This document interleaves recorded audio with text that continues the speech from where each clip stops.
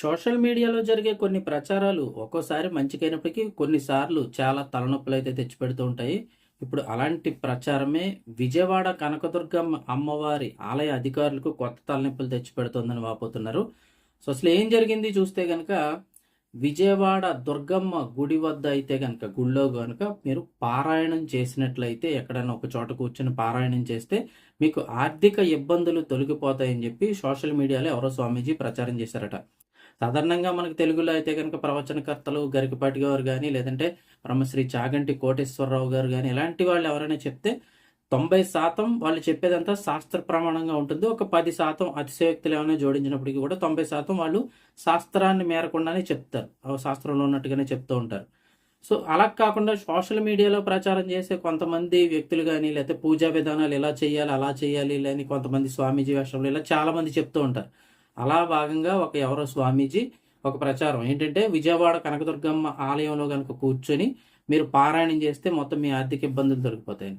పోనీ ఆ ప్రచారం ఎక్కువైపోయి మొన్న అయితే గనక 1000 మంది ఒకసారి 1000 మంది భక్తులు హైదరాబాద్ నుంచి విజయవాడకు దుర్గమ్మ గుడికి వచ్చి తాము ఎక్కడ పారాయణం చేయాలి అది ఇలా చేసుకుంటున్నారంట కదా, మాకు మైక్ అది ఇప్పించండి, అలాగే భోజనం ఏర్పాట్లు అవి చేయండి అని చెప్పేసి విజయవాడ ఆలయ అధికారులతో అయితే గనక చెప్పడం జరిగింది. వాళ్ళు అలాంటి ఇక్కడ ఏమీ లేవు అంటే గనక వాళ్ళు వినలేదు, అక్కడ డిస్కషన్ మొదలైందంట.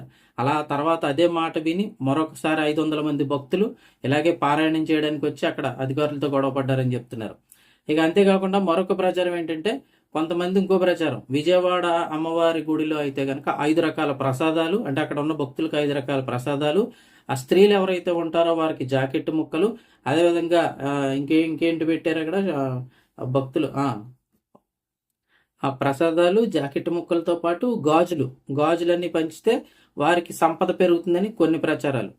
ఇలా వాళ్ళు కొంతమంది బయట నుంచి తీసుకొచ్చినటువంటి ప్రసాదాలు జాకెట్ ముక్కలు ఇవన్నీ కూడా పంచడానికి ట్రై చేస్తే అక్కడ ఉన్న కొంతమంది సిబ్బంది అడ్డుకున్నారంట. అంటే వాళ్ళేమంటున్నారు అధికారులు, ఇలా ఎవరు పడితే వాళ్ళు ఎక్కడెక్కడి నుంచో బయట నుంచి తీసుకొచ్చేసిన ప్రసాదాలు అమ్మవారి గుడిలో కనుక ఉన్న భక్తులందరికీ కూడా పంచిపెట్టినట్లయితే ఆ ప్రసాదాల్లో ఏదైనా ఇబ్బందులు ఉన్నట్లయితే, అంటే ఏదైనా చిన్నదే, మరి వాళ్ళు ఎలా తయారు చేస్తారో ఏంటి తెలియదు, ఏదైనా కనుక జరిగినట్టయితే చాలా మంది భక్తులకు ప్రమాదం వాటిల్లే అవకాశం ఉంది కదా, భద్రతకు ముప్పు వచ్చే అవకాశం ఉంది అని ఆలయ అధికారులు అయితే భయపడుతున్నారు.